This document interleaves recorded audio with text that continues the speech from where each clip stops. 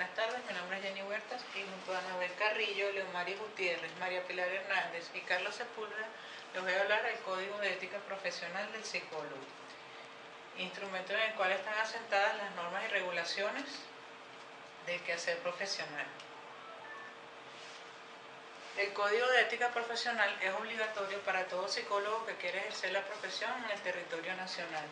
Además también de acatar los reglamentos, acuerdos, resoluciones y decisiones provenientes de la Ley del Ejercicio de Psicología, la Federación de Psicólogos de Venezuela, el colegio en cuya jurisdicción ejerce y el Instituto de Previsión Social del Psicólogo. El no acatamiento de las normas del Código Ético conlleva a sanciones disciplinarias. En todo momento, dentro y fuera del ejercicio de la profesión, el psicólogo debe mantener presente los deberes éticos esenciales, que son la moralidad, la dignidad, la imparcialidad, el honor, la consideración, la independencia, la cortesía, el respeto, la generosidad, la objetividad, la honradez, la justicia y la fraternidad. Es de vital importancia que el psicólogo esté en constante actualización de su formación intelectual, así como también que esté al tanto de los adelantos científicos y tecnológicos.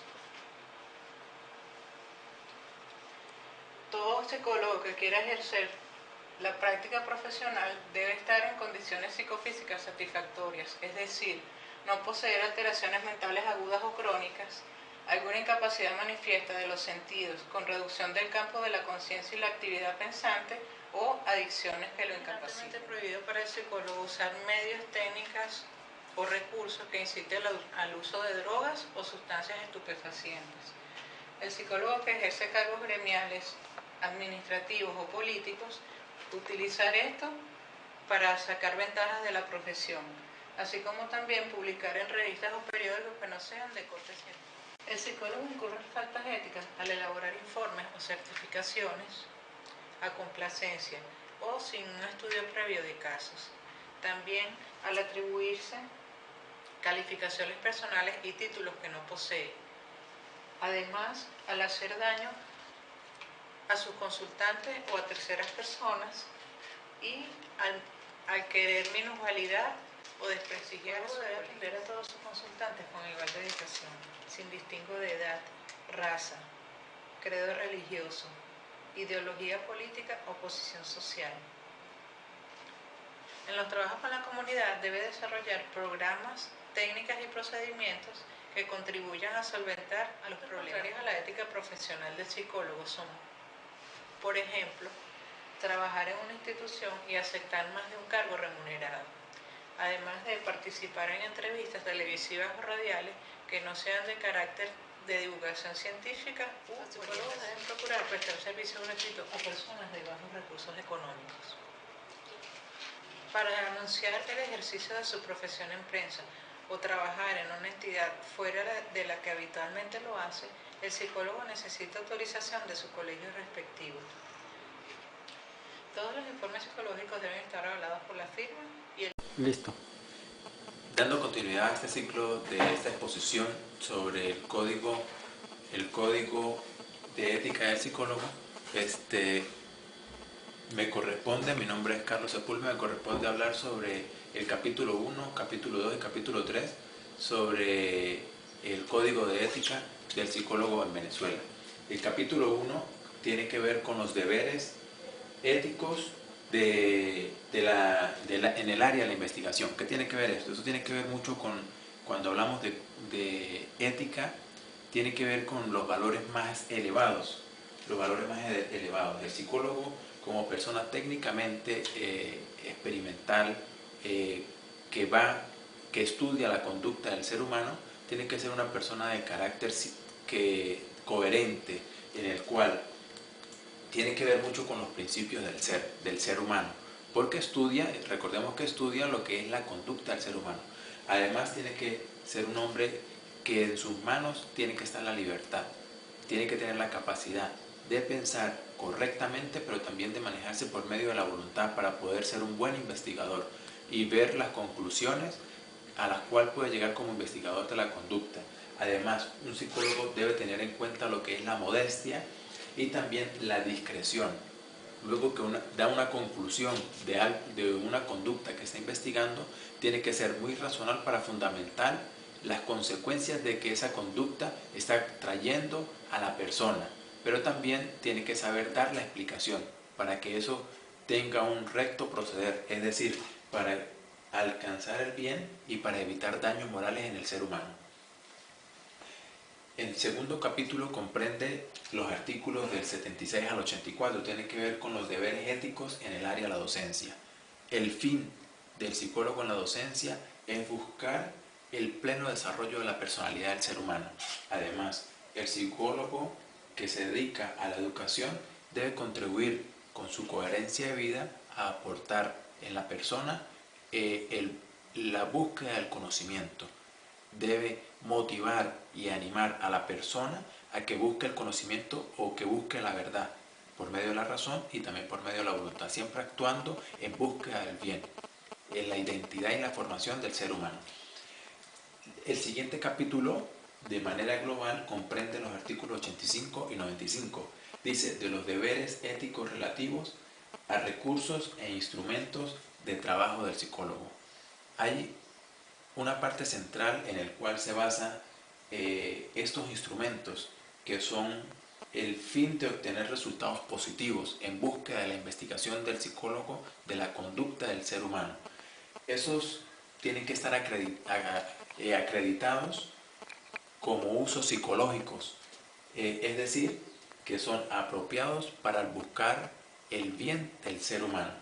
Este material o estas pruebas psicológicas se clasifican en 3 categorías. La primera es las pruebas de aplicación e interpretación por la persona, pero tienen que estar bajo la supervisión del ser humano. También encontramos las pruebas de aplicación libre, que tienen que ser luego evaluadas o corregidas por un psicólogo, y luego están las pruebas de aplicación e interpretación exclusivas del psicólogo. Entonces encontramos 3 categorías. Esto es un poco de manera global lo que se habla en estos 3 primeros capítulos del Código de Ética del psicólogo. Ahora pasamos al siguiente capítulo, que lo va a explicar mi compañera Leomaris. El Código de Ética del psicólogo.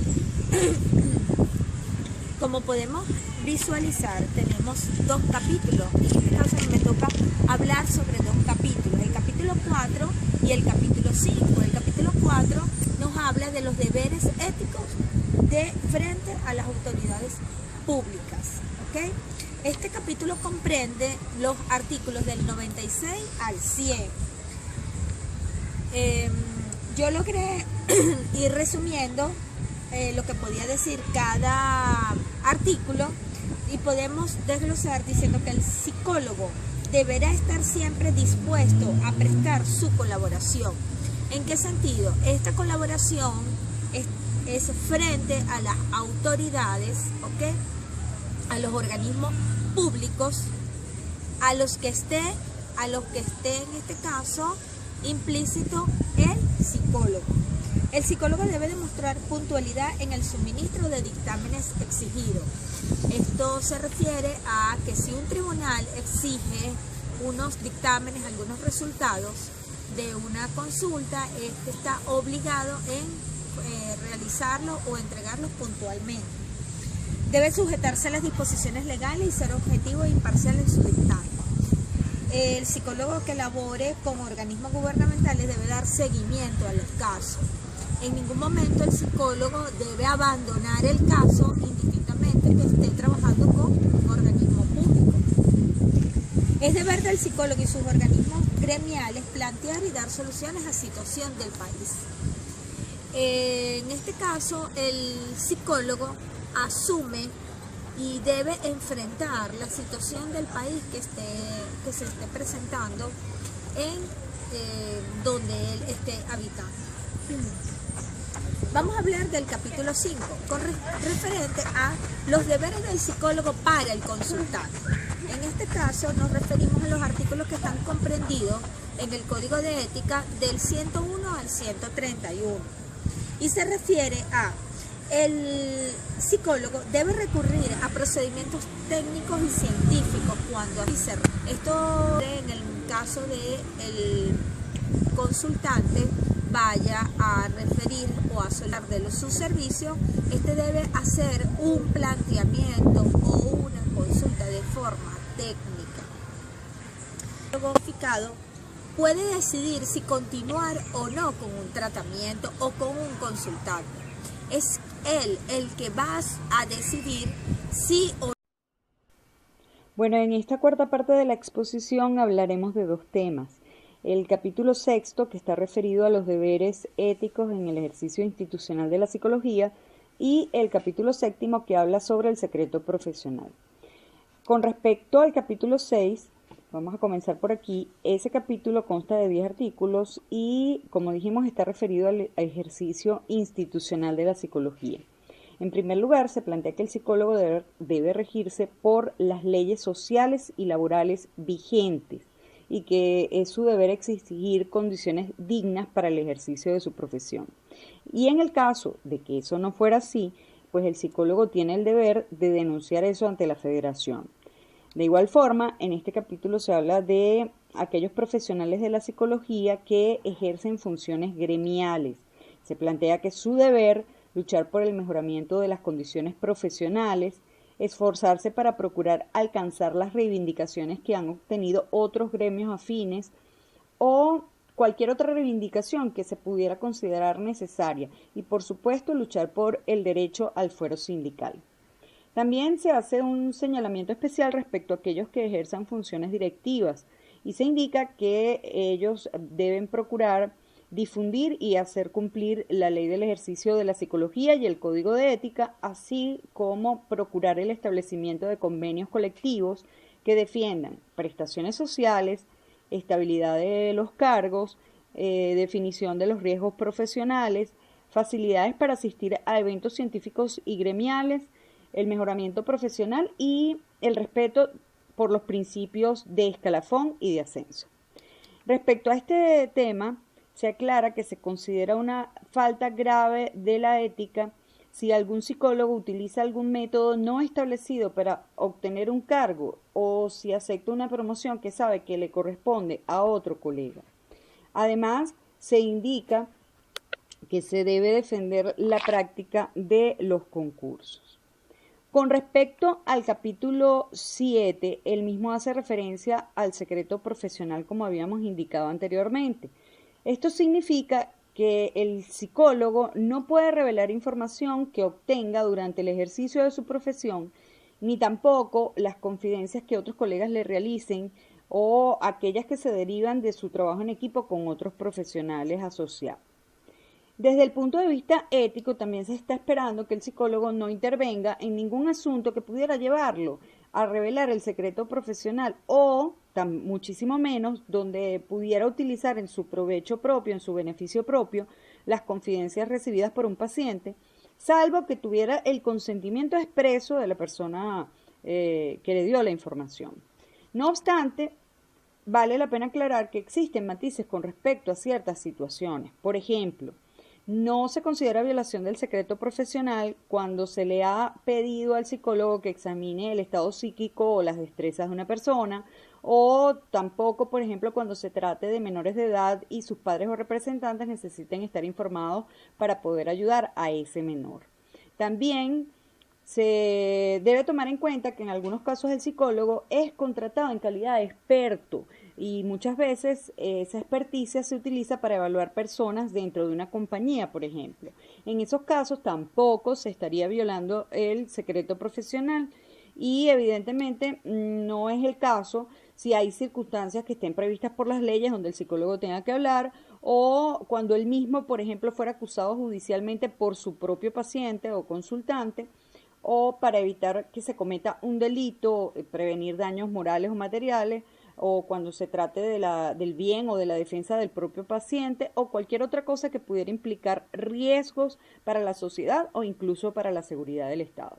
De esta manera llegamos al final de esta cuarta parte que fue realizada por María Pilar Hernández.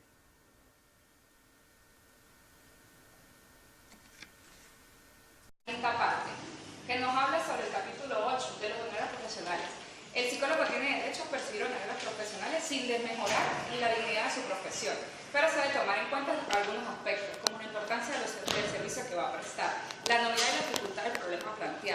la experiencia y la reputación que tenga este profesional, la realidad económica del consultante, la responsabilidad derivada del asunto que tiene el psicólogo, el tiempo que requiere para la atención del caso y el grado de participación del psicólogo en el estudio. También nos habla sobre la no ejerción de la profesión con fines comerciales. En el capítulo 9 nos habla de los deberes del psicólogo con respecto a sus colegas. El psicólogo deberá ser cortés, respetuoso, solidario con todos sus colegas. No debe tomar casos que otros colegas ya lleven, al menos de que éste haya informado de que ya no lleva este caso. Y no realizar una competencia que sea desleal. En el capítulo 10 nos habla sobre los deberes para con el gremio. Son deberes inamovibles del profesional de la psicología aceptar, ejecutar pronto y entusiasta y eficazmente las tareas que individualmente le sean asignadas por el colegio. También aceptar las comisiones especiales que tenga el respectivo colegio. Y sostener con el colegio con plenitud una buena entusiasmo para llevar actividades afines comunes para que la organización fluya satisfactoriamente. Y cumplir con los deberes asignados por el colegio. Es importante que no deben ejercer sin estar previamente inscritos a algún colegio de psicólogos. De las sanciones y las causales que determinan. En el capítulo 11 nos habla sobre las causas que ameritan procedimientos disciplinarios por la federación para un profesional del psicólogo. Esto lo hacen los miembros de los tribunales disciplinarios del colegio y la federación de psicólogos del país. Algunas de las causas que se determinan para estas sanciones serían actuar como cómplice o vinculador en actos que sean ilegales para el ejercicio de la psicología, realizar prácticas mágicas, esotéricas, como si fuesen alguna consulta psicológica, ejercer la procesión si no obstante estar suspendido por alguna causa. Y como faltas graves, la federación y el colegio y sus miembros hacen un comité para poder sancionar. En el capítulo 12 nos habla sobre las disposiciones finales del código de ética. El deber del psicólogo divulgar, del colegio de psicólogos, divulgar toda la información que está acerca del contenido del código de ética. La Federación y Colegios de Psicólogos proporcionan la enseñanza de la deontología profesional en las escuelas en todo el país. Al ser admitido por el colegio, el psicólogo deberá presentar un juramento solemne para cumplir fielmente este código de ética profesional. A continuación, el caso hipotético que se tiene. Una psicóloga de nombre Samantha Escalante comienza a ejercer libremente en una clínica privada, por lo que decide tener un número mayor de consultantes y pues decide bajar el precio un 20% de lo estipulado por el colegio, por el gremio de psicólogos, con lo que ella está infringiendo en el artículo 49, 149, 151, 152, 156 y 176 del Código de Ética, puesto que los honorarios deben ser de acuerdo a la decencia profesional.